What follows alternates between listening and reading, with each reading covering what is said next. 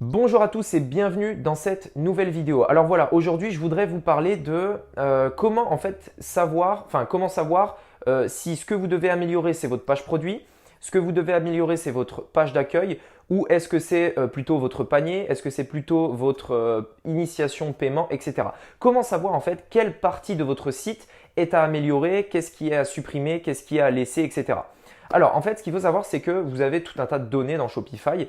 Vous avez aussi tout un tas de données sur Facebook. Il va falloir mélanger ces données, prendre des données à gauche, prendre des données à droite, etc. pour mélanger et obtenir justement la donnée qui nous intéresse.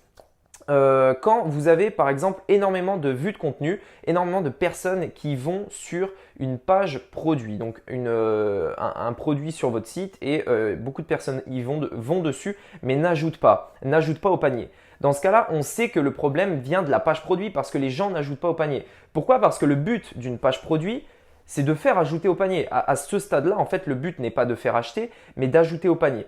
Ensuite, si vous avez passé cette étape et que vous avez beaucoup d'ajouts au panier, si vous voyez dans vos stats que vous avez par exemple 1000 ajouts au panier et 0 paiement initié, c'est que là le problème vient de votre panier, c'est-à-dire qu'il y a quelque chose qui se passe mal et que du coup les gens n'initient pas le paiement. Je ne sais pas si ça se dit, mais voilà, les gens ne vont pas jusqu'à l'initiation de paiement et du coup, en fait, il y a un problème à ce niveau-là. Ça veut dire que vous devez optimiser votre panier. Maintenant, s'ils initient un paiement mais qu'ils n'achètent pas, dans ce cas-là, ça vient de votre checkout. Vous devez améliorer tout ça pour donner envie aux gens de passer à l'action.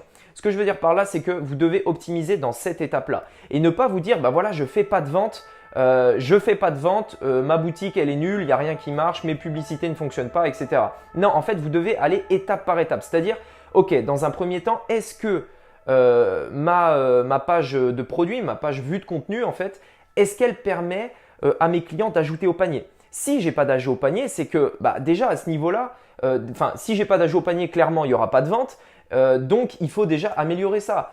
Après, une fois qu'on a des ajouts au panier, on améliore le panier. Une fois qu'on a des paiements initiés, on améliore le paiement initié et ensuite on aura des ventes.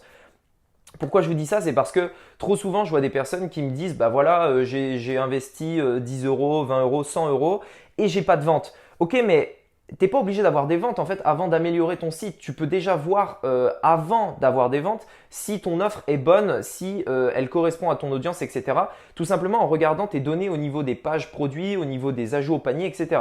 Et améliorer vraiment dans ce sens-là. C'est-à-dire qu'on améliore d'abord la page vue de contenu parce que l'objectif de la page vue de contenu, c'est d'avoir des ajouts au panier. Donc si vous n'avez pas d'ajouts au panier, c'est que vous avez une page produit qui ne fonctionne tout simplement pas. Donc dans ce cas-là, améliorez-la. Parce que en fait, si je veux dire, de base, voilà, comme je disais tout à l'heure, s'il n'y a pas d'ajout au panier, vous n'aurez pas de vente. Donc, à un moment donné, vous serez obligé d'améliorer toutes les phases en fait de votre boutique et il faut le faire dans l'ordre. Et ne pas commencer par essayer de faire des ventes tout de suite, mais commencer par par vouloir avoir des ajouts au panier. Une fois que vous en aurez, vous essaierez d'avoir des paiements initiés en améliorant 2-3 détails, etc. Et ensuite, vous aurez des ventes. Mais on le fait toujours dans cet ordre-là et on ne commence pas par la fin. Et c'est pour ça, je pense que beaucoup de personnes n'ont pas de vente. C'est parce qu'ils essayent tout de suite de vendre alors que notre objectif premier n'est pas de vendre, mais c'est de faire passer le client à l'étape suivante dans votre tunnel de vente. C'est-à-dire que étape 1, il est sur la page produit. L'objectif à cette étape-là, comme je le dis depuis tout à l'heure, je le répète parce que c'est important, c'est de le faire passer à l'étape 2, c'est-à-dire l'ajout au panier. Ensuite, on le fait passer à l'étape 3, le paiement initié. Et ensuite, étape 4, achat. Donc, commencez par l'étape 1.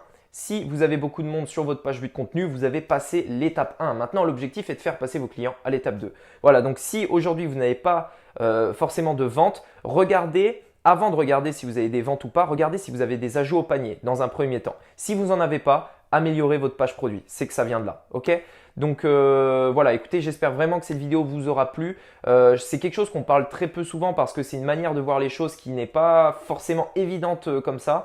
Donc voilà, c'est comme ça que j'optimise mes boutiques. Je commence par l'étape 1, ensuite je les fais passer à l'étape 2, à l'étape 3 et ensuite ils passeront à l'étape 4. Voilà, écoutez, merci beaucoup de m'avoir écouté. On se retrouve pour une prochaine vidéo très bientôt. Et puis je vous dis à bientôt. Allez, ciao!